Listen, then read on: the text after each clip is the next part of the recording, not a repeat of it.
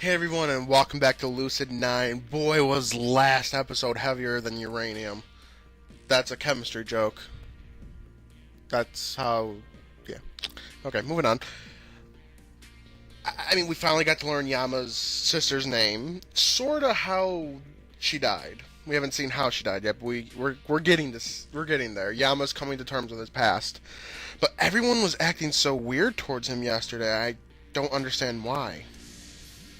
Like, Masto even dragged him to the canal, which he's afraid of, to confront his past, and to stop running. I don't know, it got extremely heavy. We're just going to get right back into it, and I got a feeling something bad's going to be happening soon. The moment I'm back, I take a quick shower, still feeling grimy from the river water. As I soak my uniform in the tub of detergent, my phone suddenly pings in my pocket. I wipe off my hands before I steal a glance. The music's got so somber and not what it used to be. Rui. Going home tonight. Parents signed exemption from curfew. You need me for anything, right? Going home all of a sudden? Well, I guess that her house is only 1 hour away by the subway, but by the time she gets back, it'll be 8:30. It'll already be 8:30. I'm fine. Everything okay? I wait, but don't receive another message. Well, suit herself. At least I asked. I hang my uniform over the shower and head to the living room, plopping down on the sofa. It's been such a long day, it's definitely nice to catch up my breath for 1 second. Or not. Miki! Isn't Yama naked? Or nearly naked? He's gonna get kinky. I warily crack the door open, but it's just Miki, Misaki, twirling her phone between her fingers in obvious worry. Misaki, now that I think about it, she wasn't at school today, was she? I widen the gap in the door, passing on a smile. What brings you here? Are you about to sleep so early? What? Oh, right, showered and in my pajamas. Okay, he's in his pajamas. No, this is, well, a long story. What have you been up to? I didn't see you in school today. I was preoccupied with work due to the Kusanagi incident. What's a Kusanagi incident? Oh, right, that's what they're referring to, the murder. I came to thank you for yesterday. You should have just called me. I wanted to thank you in person. Something about her tone tells me this isn't the only reason why she came, but I'm really not in the mood to probe her about it. It was no problem. I'll see you tomorrow, Miki. I begin closing the door, but she stops it with her foot. Yama, is there something wrong? What makes you say that? Even her! What the hell's going on with everybody?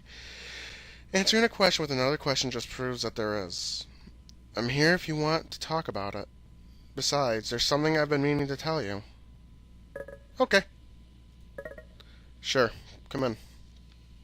I step to the side so she can enter. She glances around. Why is I've been able to reject everybody? I don't think I was able to reject Masato, but I could have avoided Akira, avoided Elizabeth. I don't know if I could have avoided Masato, I can't remember. Now I could have avoided Miki. Something's up here. I step to the side so she can enter. She glances around my apartment as she slides her shoes against the wall. So this is your apartment. It's a lot cleaner than I expected. Thanks, I think. After her examination, she perches on my sofa. I slouch beside her. About my outburst yesterday, I'm sorry you had to see that. It's fine, you don't have to apologize. I do. I was out of line. I just didn't want to affect your relationship with Rui. Don't tell me you're trying to pair us up too. Misaki suddenly grabs me by the collar, a hard glint in her eyes. What's the deal? You've practically known her forever. I just don't feel that way about her. How do you feel about her then? She's just a friend. She examines me for a moment, not critically, but extremely bewilderment. It's clear that Rui doesn't feel the same way. Have you spoken to her about it? She wouldn't take it well. It'd only end up hurting her. Don't you think avoiding the subject would hurt her more? How would it hurt her? Yeah, it would hurt her more. For someone supposed to be so smart, he's not that smart. She's holding back in hopes that you make the first move. It's romance 101, Yama. I can't exactly do anything about that, Miki.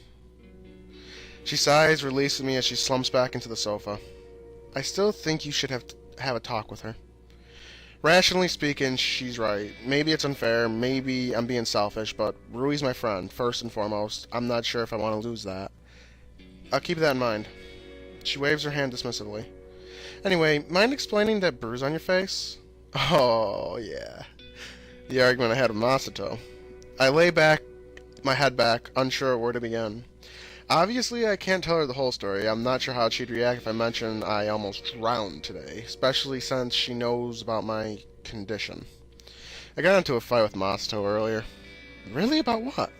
A sudden flood of negative emotions pound me as I recall the event. I don't even know. He just seemed angry. Kept telling me that I wasn't trying hard enough.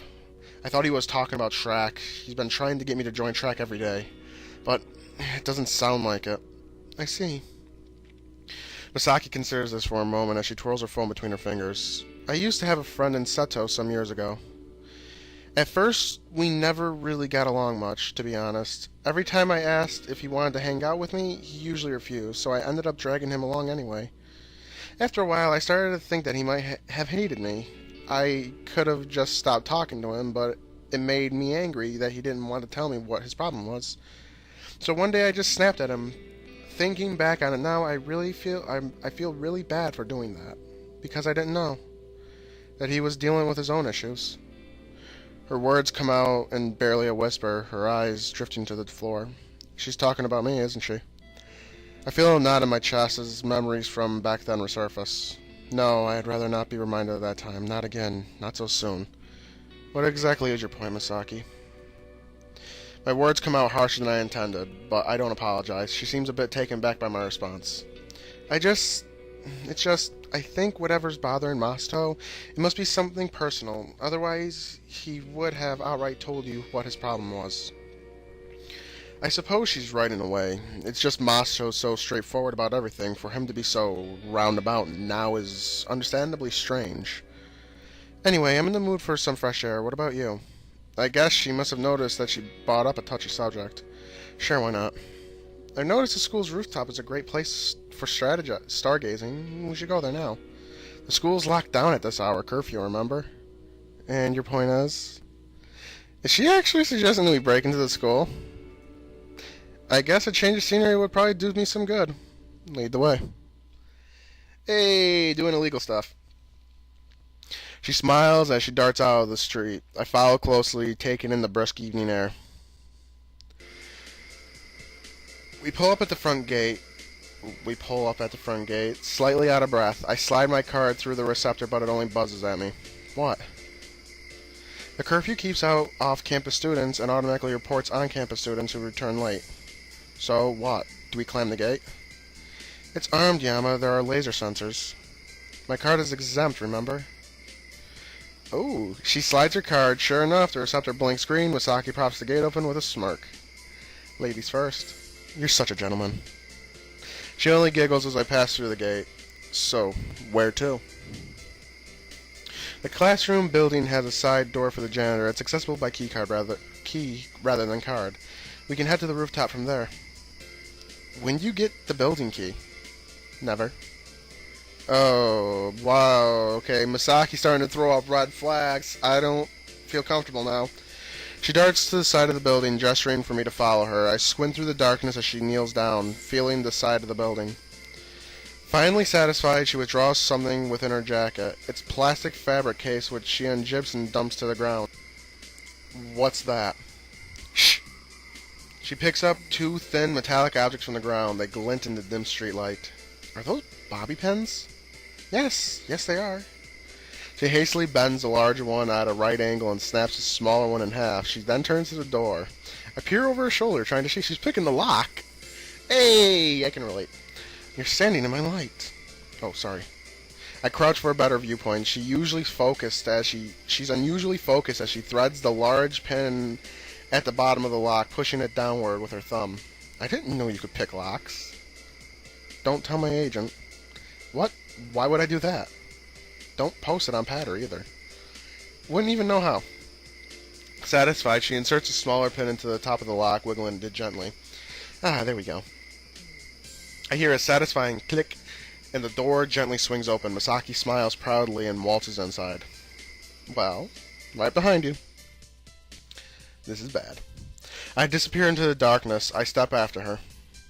As we plod up the stairs, I decide to satisfy some of my questions. Neat trick. Where do you learn it? It's better not to know. What if I want to learn? I doubt you're the criminal material, Yama. And you are? Come on, I'm just curious. Where was it? Finishing school? Princess training? A playful giggle betrays her amusement, but she quickly clamps it short. If you must know, District 6. District 6, if I recall, she had told Rui that she moved there with Satomi. We're here. Before I'm able to ask her about it, she pushes through the door and onto the rooftop. Well, she's right about one thing. The scenery is beautiful at this hour. Despite the noticeable light pollution, it's not difficult to see the copious amounts of stars in the sky. Silver streams of glitter populate the colored expanse around the moon, smiling down at the bustling city below. Everyone turns into a bunch of stars when they die. If they did something to super duper impress the heavens, I guess. Oh. This is cute. I got a CG. Why are we getting so many CGs all of a sudden? I feel like the game's coming to an end. I smile bitterly as I settle next to Misaki on the bench. Pretty, isn't it? Yeah. It reminds me of the time we met at the festival. You haven't changed much since then, you know. You were always a strong person. That's a bit of an overstatement. Misaki shakes her head, her expression solemn. Honestly, Yama, I mean it.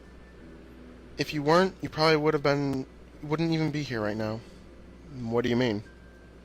Rui had told me what happened after I left Seto. Oh, right. You mean resent me, Yama? Do you resent me, Yama? Of course not. It's not like you want to move, right? Yes, but... She pauses, unsure of how to continue. I'm sure you still want to know why I moved, don't you? I would be lying if I say I didn't, so I nod. She takes a moment to collect herself before speaking. Do you remember when my father had lost his job? It was around Rui's birthday. Yeah, I remember that. Well, when my mother found out, she wasn't exactly so understanding. Instead of supporting him, she actually blamed him for not working hard enough. You weren't assertive. You always let people walk all over you. You're weak, useless, pathetic. Misaki digs her nails into her skirt until her knuckles turn white. It wasn't his fault, of course. After the financial crash, my father's company went under, so there wasn't much he could do. Eventually, he started working for a construction company. The pay wasn't all that great, but something was better than nothing, you know? So he worked himself to the bone while Mother was out doing God knows what. Then one day he just never came home.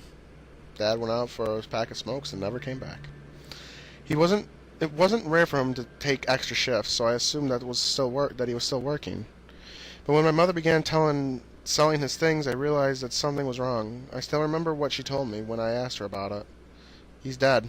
He won't be needing it anymore. She turns to me, her eyes shimmering in the moonlight, as she wipes her face with her sleeve. June had died? I didn't believe her. I didn't want to believe her. Dead? How could he be dead? But he was. There was no denying it. They said he had overdosed on painkillers while he was out working. I wanted to believe that it was an accident, that he didn't mean to take so many, but honestly, I don't know. He was so stressed, so tired, so restricted. There's an ache in my chest as a past image flickers in my mind. I grit my teeth in an attempt to dispel them. So that's why you moved. Misaki. It's choking me up. Misaki nods solemnly. We couldn't afford staying in Seto, so my mother and I moved to District 6 soon after my father died. I never went to his funeral, never said goodbye to my friends. We just left. A silence pervades over the rooftop as I digest this information.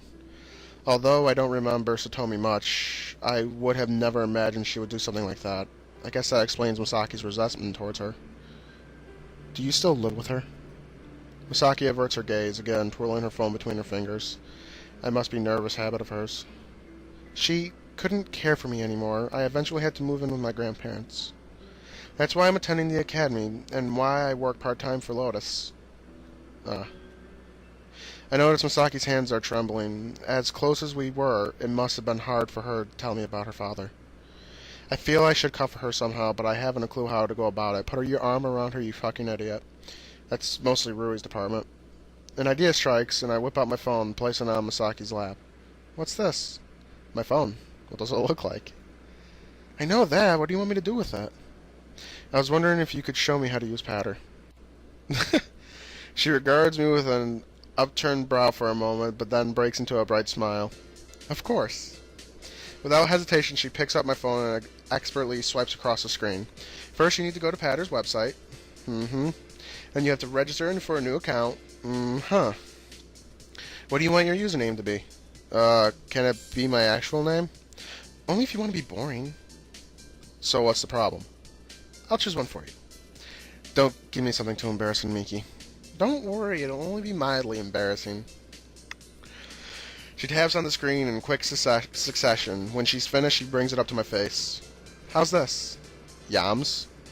It's cute, right? I don't know. Too late. I signed in. Miki. Misaki giggles as she fiddles with her own phone by her side. Now you need some followers. I'll be your first. Followers? They're people who can view your pats. Pats? Pats are updates when you type a message in 90 characters or less, not 120 or 140, I forget. You also have the option to attach a file to your pats. File? You know what a file are, you know what files are, Yama. Honestly, I don't. Honestly, I do. I just want to annoy her. Files are pictures, videos, documents, things like that. Oh, interesting. A few seconds later, a soft ping emanates from my phone. There we go. So you're following me now. Yep. How many followers do you have? Have a look. Tap on my profile. She hands me my phone and I do as she instructed. Wait, this number can't be right. It says you have over 9,000 followers. It's over 9,000! So, do you even get that many people? Misaki shrugs as she doesn't know either. I suppose it's because I work for Lotus. That makes sense.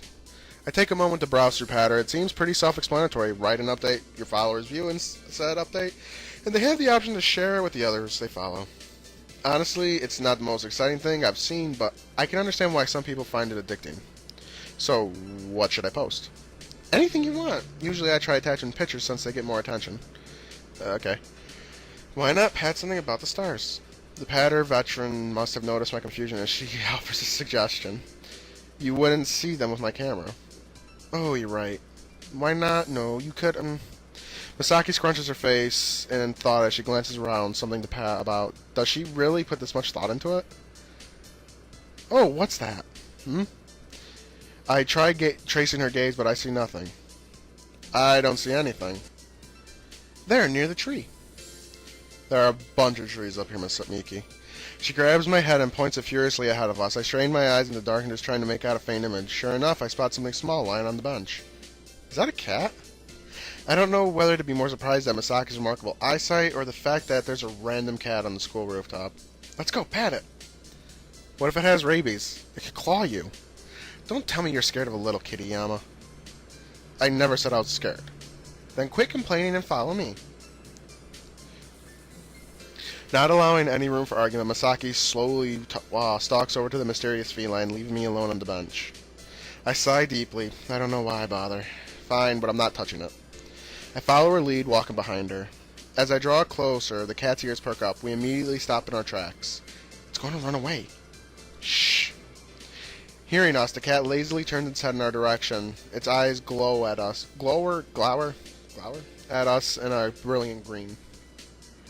I don't think he's happy we disturbed his nap. It's a she. How do you know? Trust me, I've been around quite a few strays before. That doesn't really prove much, but I don't have the cat expertise to question her. Misaki inches closer. I hold my breath as she deftly lays her hand on the cat's head. Surprisingly, it doesn't jump at her, instead focusing its attention on grooming itself. Aww. We should name her. You're not thinking of taking it, are you? Of course not. I'm not allowed to, anyway. She says this dejectedly as she strokes the cat's black fur. Getting a closer look, I notice its right ear is clipped as if it's been in a fight. What about Clipper? What kind of name is Clipper for a girl? That's like naming a three-legged dog Tripod. You asked for a name. You didn't say it had to be a good one. What about Chocola? Chocola? Chocola? It's perfect, don't you think? She has a black coat. I guess. Notification ping redirects my attention to my phone. Oh, right. I should probably go ahead and pat the cat. I aim my camera at Misaki and Chocola. Chocola yawns but remains relatively unaffected by the picture. Now just type your message and you've made your first pat. Alright. Unsure of what to type, I put something generic. On a rooftop with Miki and Chocola. As I post, I notice the timestamp on the update. Is it really this late? We should probably get going now. But Chocola? I'm sure we'll see her again. Probably, I think. Misaki stands up, elbowing me playfully. Then I'll race you to the bottom of the stairs. Before I have a chance to react, Misaki bolts away without warning. I speed after her, yelling in indignation, but smiling all the while.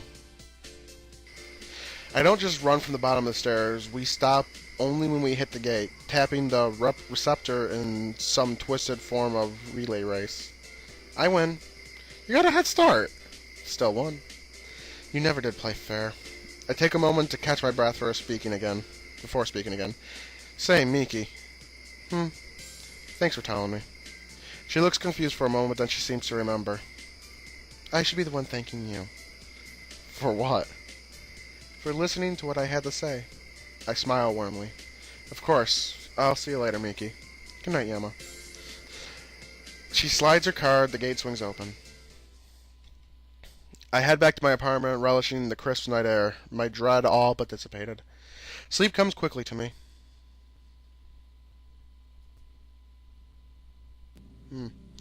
I wake in a daze, staring emptily at the ceiling, my jaw pounding in pain as my lungs are still burning. Seems like drowning isn't great for your health. Who would have thought? I briefly check the time. Still early. Way early.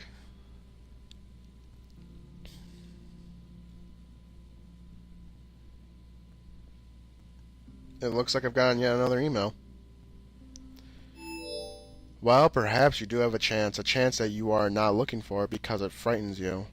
Do you think it's right, Mr. Troll, even if there are those who mock you or do not understand you? Best of luck. It's so accurate that I can only stare in disbelief. A single ridiculous thought comes to my mind. It's as if I'm speaking to myself. No, I doubt it. But that's just crazy, right? You know, with this game setting up something, I wouldn't surprise me if Yama is the killer with a split personality. It can't be. I was there when the first reply came in. They came quickly. They came consecutively. That's true. It didn't lapse. I didn't skip. But there's ways to schedule emails. What if I knew how I would respond? No, this is stupid and ridiculous. I just need to stop thinking. I hope you're right. None of my friends really get what's going on. I can't tell them either. What do you think the right choice is? There, the test. If the recipient knows what I'm thinking about. So paranoid. I stumble out of bed and change into my uniform and then dig through the fridge for some breakfast. Porridge, fruit, eggs. Yeah. Akira. Why would she be calling me? Hello? Yama, thank heavens. The relief in her voice is palpable. Is everything okay? Have you seen Rui? Please tell me you've seen Rui. She left the dorms and she hasn't come back and... Wait, slow down. She went home for the night, remember? Home? She sounds genuinely bewildered. She didn't tell you? Silence on the other end. When Akira speaks again, her voice is shaking. Oh, yeah, home. Pardon me, Colonel. It slipped my mind, like an eel on a peel. Did Rui not tell Akira? But how could Akira not know? They're roommates, more than that. They're best friends. Unless they got into a fight. Then it would all make sense why Rui went home all of a sudden, even if she could only stay for a few hours. Why Akira wouldn't know of her whereabouts. I could bring it up. It seems to be bothering her. This sounds like it could be urgent. Did something happen between you and Rui? I really can't hide anything from you, can I, Colonel? I should feel accomplished, but there's a pain in her voice that robs me of any sense of triumph. If you don't want to talk about it, No, no, actually, well, she trails off awkwardly. I decide to help her along. Want me to come to school? Could you? Well, I'm physically capable of walking. Oh, poot, Colonel, you know what I mean. I'll meet you in the cafeteria in 15. Okay, thanks, Yama. It's the first time she ever called me by my real name. She quickly hangs up, leaving me to wolf down my breakfast. I jog to school just as the sun begins to creep up into the sky, washing the chilly night air with a hint of warmth. You know, with all these questions I'm being answered, it's creeping me out. Akira is waiting for me in front of the gate, eyes fixed on her shoes. Once again, I'm stricken by how empty the entrance is. Oh, Colonel. Morning. Morning. I notice her unusual reaction, but decide to let her go. Cafeteria? Yeah. She leads the way to the school dining hall, her footsteps heavy against the brick pathway beneath our feet. The large, extravagant room also remarkably empty. Only a few early stragglers are scattered around the corner, scrolling idly through their phones or bobbing their heads to music. Another CG. This is starting to... There's two CGs. I don't know which one to use for the thumbnail. Akira's one's really cute, but Miki's Miki. Akira leads me to a table near the wall, settling. There we go. Good job, Phoenix. In a cushioned chair with her arms resting lightly on her knees. Can I ask you something, Colonel? What? Why did you come? Why did I come? What kind of question is that? You seemed awfully torn up about something. And that's why you came, I guess. But what about Rui? Huh? You're worried about her, right? She is, after all, your one true love. I can only snort. She's my friend, if that's what you mean. And you honestly don't feel anything for her? Not romantically. Weren't we supposed to be talking about her and Rui, not me and Rui? What is it? We fought. The words are so plain and direct that it takes me a moment to process. After the impromptu drama performance, she was really upset. From the performance? That would have been nice, but no. I'd tell you why, Colonel, but then I'd have to kill you. She rapidly switches between saying something deathly serious and saying something flippant? Flippant? I'm not sure how to react to her words. Right, and war has to be had. We turned against one another, brother against brother, and mother against mother. The words were harsh, the strikes were unclean, and neither claimed victory. Her wild imagination seems to be getting the better of her. From what I can tell, she and Rui had a terrible argument. So what happened? Her forces fled and did not return. For 5 hours and a half an hour, we lay in wait, readying our weapons for the moment when they would once again lay siege to our forces. But that time never came. You waited 5.5 hours for her to come back? Poot, you're so unimaginative, Colonel. On the contrary, I'm pretty sure that Akira has little too much imagination. It borderlines delusional. I won't judge, though. Not today. If anything, her scenario seems to be a coping mechanism. Why didn't she tell you she was going home? Was the argument that terrible? It lasted for 70 years and resulted in billions of casualties. So it must have been incredibly intense. Interesting. I never witnessed Akira and Rui fight. With their similar personalities, I would have thought they would have tried to solve things peacefully. Still, you're worried about her. You're a good friend. No, I'm a terrible friend. I'm just like a politician. I'm too scared to do anything directly, so I became a liar to get what I want. This harsh self-criticism is enough to unsettle me. Perhaps it's simply my inner nature to be contradictory and the devil's advocate, but I want to counter everything she has to say. An actual terrible friend would never say that. You may say, but this isn't anything new, Colonel. I can't seem to help anyone, not as myself, not as Shadowbell, not as a dragon. My brain suddenly makes a connection and finally I understand something. Is that why you try so hard to be different? Different people change the world, Colonel. Aren't you just lying to yourself? She smiles sadly, an edge of pain to her lips. I can't help just one person. What does it matter? Then again, it looks like I can't even do that. This is heartbreaking. She abruptly stands, nodding quietly at me. Thanks for the talk, Colonel. Time to get to class. Let me walk you. No, I'll be fine. She strides out of the cafeteria without explanation. I'm frozen for a moment, working to process everything that I've learned. I've always known that there was more to a cure than just crazy fun-loving thespian, but I never expected to catch the glimpse that I did. Maybe we have more in common than I originally thought. I return to the classroom in a daze, pondering this new turn of events. Even though I'm only slightly early, Excuse me. My throat caught. The classroom is already at full attendance. I guess with the curfew in effect, there isn't much else to do except come to class on time. You sure? I turn to the door. Yako is standing by the entryway, speaking quietly with the stocky boy from yesterday, Haru Bunya. I mean, what if you're right? Then he'll be damn glad I decided to talk when I did. Maybe you shouldn't try this, not yet. Why do you keep trying to stop me? 3 people, Haru. 3 people who were at the first meeting are gone. First meeting? First meeting of what? That's why I need to talk to her today. But, you know the rumors. Shoji talked with her, and she's fine. Be careful, dude. When am I not? Haru nods in farewell and disappears down the hall, dead man walking. Yako agitatedly rubs his hair as he takes a seat. I better choose my words carefully. Who was that? Huh? Oh, Haru. He's a club member. Club member? Of the best club on earth, of course, the Happy Club, making people happy since 2018.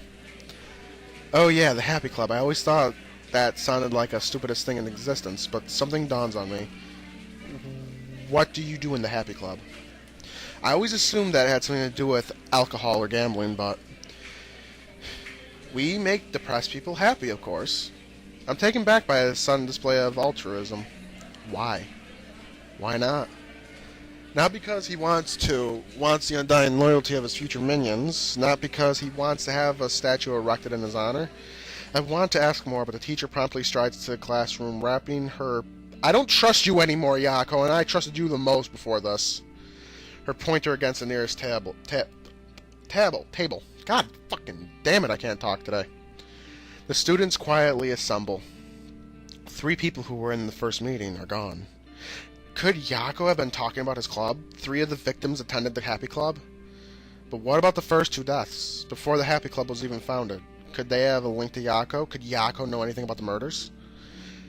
Oh, you're looking particularly attentive today, Yama. Would you like to answer this question? I look up at the board. Terrifyingly large picture of a mutilated corpse is plastered in the center, mocking me. Through the gaps in its limbs are crimson bloodbaths. My mind runs blank. No. Yama! I squeeze my eyes shut, shaking the image out of my head. A second look shows the picture is just an artist's interpretation of Isamu's flag. No bodies, no blood, just brown and red. What the hell was that? 5 points deducted for the lack of participation, Elizabeth. God damn, that's harsh. Elizabeth. Yes, ma'am. The flag officially adopted during the Mayor Inore's first mandated represents the ideal that anyone can succeed with hard work, regardless of background status or upbringing. Thank you. Goodness gracious, I don't know what is going on with everyone today. Could be the murders going on. Right. Well, let's proceed. The flag is a proud symbol of what's been acknowledged even by... I pull out of her lecture, disinterested as my classmates secretly pass messages via their hacked desk tablets. I switch my own on, but wince at the bold 10 digits that greet me in reply. Don't say that to me. Say it to him. I quickly close the application. My mind is a mess throughout the remainder of class. Thinking of Shoji, thinking of the crimes, it's just too much. Lunch could not have come sooner. Surprisingly, Yako turns to me with a bell rings. Hey, wanna grab some lunch with Masato and me? Kinda feels like it's been a while. Now that he mentions it, it really does. I almost don't remember the last time the four of us had lunch together, assuming Rui joins us. I want to, I really do. But I don't know if I can talk to Masto after yesterday's exchange. I think I'll pass for today. You sure? Yeah, thanks for the invite, though. Okay. It's just, dude, I feel like we haven't seen you in a long time. Sorry. Heck, some days I feel like I haven't seen you in a long time. Well, there's always room for more minions if you feel like joining. I'll keep that in mind. He all but skips out of the classroom, whistling between his teeth. A few days ago, I would have considered it completely natural. Now, it looks forced to me. I leave to get some lunch, ignoring Masaki's concerned gaze. Something ain't right. After grabbing some takeout at the cafeteria, I settle in the courtyard, enjoying the fresh weather the best I can. The fairly empty, most students prefer to eat in the cafeteria. The only point of interest is a small group of girls huddled in the back corner examining the wall. Wait a minute. You're a freak. I can't believe they still let you come here. First Akane, now Shoji? You must pay for this. Oh, not Ari. I edge closer, trying to find a clean perceptive between the bundle of heads. I catch a glimpse of the red hair. Again, really? Maybe the administration loves you, but we know the truth. We won't stop until we have justice. You should just stop showing your dirty little face around here. How are those thumbtacks in your gym shoes? Oh, what fucking dicks! Did they give you the idea of how pain we feel? No, she probably took them and saved them for her voodoo dolls. Oh, you're disgusting. Despite their biting words, Ari doesn't even bat an eye. She stares emptily at them, her hands folded neatly in front of her. Wow, look at her, she doesn't even care. Are you even human? Do you feel nothing for the suffering of others? I bet she enjoys it. It's her favorite pastime. What kind of sick parents keep a retard like you? I clench my hands at their words escalate to brutality. Ari isn't even flinging a finger to defend herself. Yeah, no, I like Ari, she's cool. Screw this, no one deserves this kind of treatment. I step to the outer edge of the circle, keeping my voice flat. Innocent until proven guilty. Really seeing it now. The girls turn to me, surprise flickering across their face. Oh, well, if it isn't the heartless bastard. I wince at her remark, but manage to recover in time to hide it. And if it isn't the overbearing moron. Excuse me? Don't even have the guts to bully a girl half your height without backup. She colors rapidly as the others leap to her defense. We're not even bullying her, we're being fair. You can't talk. Look what you said to Shoji. Because clearly the best way to help a hurting friend is to hurt someone else. They completely disengage Ari, circling around me. Ari killed people. Why are you taking her side? I bet he likes her. Yeah, took her side last time, too. I only absorb this calmly before I respond. Maybe Natsuki and Shigure have ruined me for life. And you have concrete evidence of these murders? I'm sure these geniuses like you would never stoop to accuse someone without standing. Well, whenever someone talks to her, they mysteriously disappear within the next few days. You five have also talked to all the people who have disappeared, but the only thing you've killed are brain cells. Try again. What? Are you deaf? Haven't you heard all the rumors that she... Oh, I see. In this world of idiots, rumors qualify as concrete evidence. Wow. That's more hitting for the time being more than it actually is. God damn, this is timeless now. They stew silently, working to speak past their rage. I seize the opportunity to guide Ari out of the circle. Before we can leave, one of the girls steps in front of me with a hard look in her eye. You're taking the side of a monster. I return to stare with equal frigidity. Until you have actual evidence, kindly refrain from increasing the amount of stupidity I have to hear. We stride away as the girls gape after us. I'm stricken with equal parts triumph and guilt. Yes, I won. Yes, I defended Ari. How ironic that it had to be by the same method that I'm condemned. We stop at the school's rooftop, where I take a moment to absorb the fresh air. Ari walks in front of me and examines me closely. A quizzical tilt to her brow. You were like Shigure. Yeah, I was. I scoff dryly. She frowns. Why did you stop them? I sink into the nearest bench. She settles beside me. Because. I wryly laugh, wrenches from my throat. Why didn't you stop them yourself? Why did you stand there? Why did you just let them kill you inside? Even while I'm yelling, oh, that he's yelling? I already know the answer. Because it's easier. Easier to take the pain, easier to just sit there, easier to let people call you a freak, a weirdo, a madman. Easier for you to blame yourself. Instead of answering my question, Ari wordlessly pulls something from her jacket. A play case. A handheld gaming console from Lemonscape. So a DS. Oh, I gotta sit up a little more. Yeah, tilt this mic up a little bit. This might be loud. Okay. She starts it up, and after tapping idly on the screen, hands it to me. I recognize the strategy RPG, sort of. Code Deus. Player versus player mode. You want to play against me? Oh, that's her, me saying it. A tiny nod.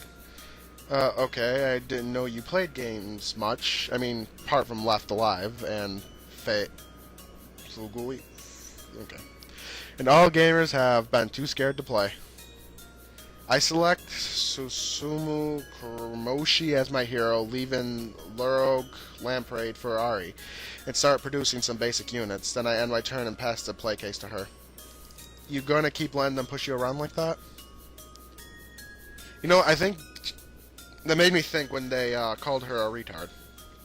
It made me wonder, the way she acts, I wonder if she is something mentally wrong with her. Because sometimes, from what I remember, people with autism, or Down syndrome, not Down syndrome, autism, they can just act like this, I think. It makes me wonder. Ari taps the screen with blinding speed and hands it back. And it'll explain why she's so good at things. I don't care. Really? I can't see any of her units through the fog of war. I send out a recon scout as my heavy troops slog from behind. You're saying some crazy stuff. They're saying some crazy stuff. Think of it this way, if you let them get away with it, they'll treat other people the same way too. Ari ponders a little before making her move, but fingers are just as assured as before. No, they only target me. I notice in bewilderment that my recon unit has seamlessly vanished into thin air. I guess that she destroyed it quickly. Quickly, I capture a factory and begin to produce tanks. Why just you? She passes it back almost immediately. They said it's because I have red hair. What? Therefore I have no soul. Oh, the ginger thing. I spot one of her infantry troops in the woods and quickly annihilate it with my tank. Nothing else in sight. That's an old joke. It's just an excuse to be mean to you. Ari taps the play case. I hear an explosion and wince. Is it supposed to be a funny joke? My tank has vanished without a trace. I begin moving my forces towards the forest while sneaking my hero across the edge of the map. No, it's a stupid joke, and it shouldn't have been made. I tell you a funnier one if you like. She smiles lightly as returns my play case. Yes. I can't tell if she's smiling because she is surrounding my forces or if she's excited to hear a joke. I slip my hero through the fog of war. What does a clock do when it's hungry? It goes back for seconds. Hey, dad jokes. I wait for the punchline to hit, but Ari only freezes considering this joke for a long pause. A clock can go back in time? What? No, it's a pun. 4 seconds. 4 seconds. Going back for... Never mind. Nevertheless, Ari is smiling when she slips the play case into my hand. I'm left with just my final line of defense, but my hero finally reaches the intended destination, a special structure that doubles my Deus counter. How about this? A Mexican magician tells an audience that he'll disappear on the count of 3. He counts uno, then dos, and then disappears without a trace. I like that one. I never heard that one.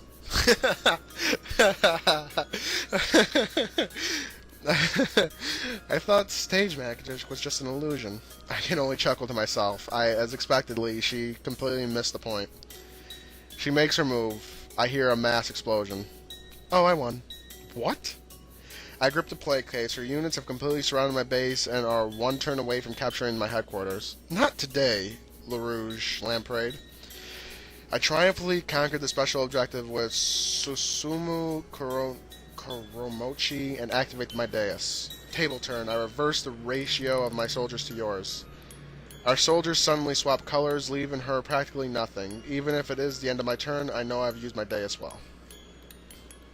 She looks at the screen intently. I sit back and relax. Even if she manages to kill a few of my soldiers, she's surrounded. Then she taps on the screen and smiles. Good. Reinforcements. What? I lean over to look at the screen. My newly acquired soldiers still surround her character, but quite suddenly, from the other side of the screen, a small squad of soldiers has appeared.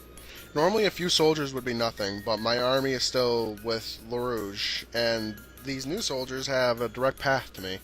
I blink and suddenly they're surrounded me. I'm just going to say Susumu, takes a couple down, but he's soon overrun. The word Victor, LaRouge Lamprey, jumps to life on the screen, oddly cheery considering the game's genre. That was somewhat anticlimactic. What the? And she goes back to eating peaches, what she loves the most. So, you're the master of video games, got it. Her smile widens suddenly. Is she happy with my compliment? I just understood the joke. What? 4 seconds. 4 seconds. 4? Oh. I should reach the one about the Mexican magician. Research. Oh. Yeah. I'm not sure if I'll ever understand this girl. You're pretty passionate about video games, huh? I enjoy them. Are there any kinds you don't play? Bad ones. Good answer for any true gamer. Well, I guess I can't argue on that one. So do you have a favorite game out of all the ones you played? Mario. Super Mario Brothers. That was a quick answer. Why that one? You fight against a bad guy who steals peaches. Princess Peach. I'm not sure what I was expecting. So, what got you into video games anyways? You didn't strike me as a gamer when I first met you. Then again, she didn't strike me as a singer, and look how well that turned out. They seemed fun, so I played some. They were fun. So did someone just buy you a console and you decide, sweet, video games or something like that? Like, what was your first game you ever played? Castles and Creatures. Dungeons and Dragons. Wait, that's a tabletop game, right? Old-fashioned, make your own stats, play with a party, go on adventures and all that stuff? Mm-hmm. How long? A standard table is 2 meters long. No, I mean, how many years have you been playing tabletop? Speaking with Ari Hiraga is a naturally good exercise in creating a couple sentences. Complete sentences. Oh. Around 5 years. I played a lot before I learned about video games. But don't you need... I quickly stopped myself. A group of friends. That's what I was going to say, but it sounds too cruel even for me. Never mind. I played with an AI. Oh, she knew. AI. Artificial Intelligence. I know what it means. I'm just surprised. Why, that was available? That's what was available. Available where? On the, Hey. We turn in synchronization. Haru Bunya standing at the rooftop entrance, arms folded across his chest. Well, that was convenient. I need to talk to you, Hiraga. A glance at Ari looks for signs of discomfort. Her face is completely blank. Leave, Yama. The words are harsh, but her voice is soft. It's almost as if she was expecting this encounter. If you say so. I move to the door, but Haru grabs my shoulder, his eyes piercing into mine. Watch yourself. He releases me and continues to Ari as if he'd never said anything. So, is this what he meant earlier today? He was going to talk with Ari. Clearly, both he and Yako believes the rumors about Ari being tied with the disappearances, but despite that, he's still talking with her. Just what could be so urgent to trump their fears? I shake off my apprehension and return to class, resolving to ignore his words. Afternoon classes are just as dreary as the morning, with one key difference. Yako is absent. The teacher seems relieved, if anything, when he catches the empty gap in the seating chart. He chirps about linguistics with heightened spark in his eye. Yako doesn't return for the rest of the day. I drift between lessons, trying to bring myself to delete the number on my tablet. I can't do it. After what feels like an eternity, classes finally end. Masato doesn't come in, Rui doesn't come in, Yako doesn't come in. I'm still in silence as my classmates hurry out the door, savor their precious hours of freedom before the gates are closed. Elizabeth is one of them, marching away with her growing crowds of groupies. Masaki is the only one who drops by my desk. Have you seen Rui today, Yama? No. Anything, I should be asking about her presence. I haven't seen her in a while. I see. If you see her, please take care of her. What do you mean? She only sighs vaguely. I furrow to her brow. Please. Then, without another word, she turns and strides off, flickering her phone between her hands. Take care of Rui. How? More questions, fewer answers. This is getting ridiculous. I restlessly swing my backpack over my shoulder and head out of the classroom. If I'm not getting answers, I'll just have to find them myself. My first instinct is to look for my friends on a higher vantage point. Shortly after arriving, I quickly realized that it's a terrible instinct. Even if I had the perfect eyesight, it's not going to see through buildings. What made me think that I could have found Rui from the rooftop? I'm just about to leave, but I catch a flicker of motion in the corner of my eye. Purple hair. Wavy purple hair. Elizabeth. What a bloody prat. Yep, definitely Elizabeth. I round the corner to the back part of the rooftop, the generally more isolated area. Sure enough, my favorite Brit is settled at the edge of the bench, nose shoved deep in the pages of a paperback book. I quickly recognize the popular dystopian series, The Famine Turning Hunger Games. I love the Hunger Games. Interesting. Didn't think she'd have to read fiction between those textbooks of hers. Who's a bloody prat? She doesn't glance up, clearly absorbed in the print before her. The President Snow. I can't stand smarmy gets like. She trails off and slowly looks upward. You! She leaps to her feet, thrusting the book in front of her like a broadsword. Good day, Lizzie. Don't tell anyone. She quickly slides the book behind her, looking down. That was a delayed reaction. I'll take it to my grave, just like you being a barista. Great, I feel so comforted. You don't trust me. I'm hurt. Do you blame me? I wanted to bite back with a teasing remark, but my tongue is stiff in my mouth. Trust, a fickle thing. Elizabeth's brows furrow at the change of mood. She slowly closes the book, evaluating me for a long moment. Are you worried about the disappearances? For a second, I'm flabbergasted. It's almost like she read my mind. What? The main targets are Academy students. It's some cause for concern, isn't it? Oh, right. That wasn't exactly how I've been thinking about the disappearances, but it doesn't matter. People die anyway. My, I see you have sky-high expectations of humanity.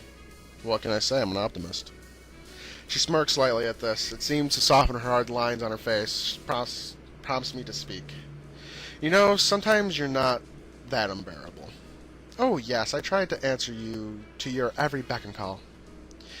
I can tell from your encouragement you shower on me. Well, I'm known for my nurturing spirit. By people on drugs? She actually giggles, extracting a chuckle from me. Getting along with Elizabeth? What's going on? I probably won't last, but maybe I should go see where this goes. We're saving here. Obviously, we all know what I'm going to be doing. Talk to everybody. Because what's the worst that can happen? Oh, it's exactly midnight. I feel like I'm signing death warrants, but I feel like I'm also signing Yama's death warrant. I don't know what's going on. But I'm glad I'm worried about getting all these CGs all of a sudden. I'm glad I'm able to actually do more choices. But as we know from Doki Doki, choices have consequences. But if you're enjoying this as much as I am, please leave a like and share it around. It helps this series get exposed, and this is a series I would like to get exposed. Lucid9's pretty damn good. Follow me on Twitter to know when all my videos go live, as to know when I'm going to be doing Twitch stuff. The link to that's in the description below and on the front page of my channel. And as always, this has been Black Phoenix. Thank you all so much for watching. I'll see y'all next time.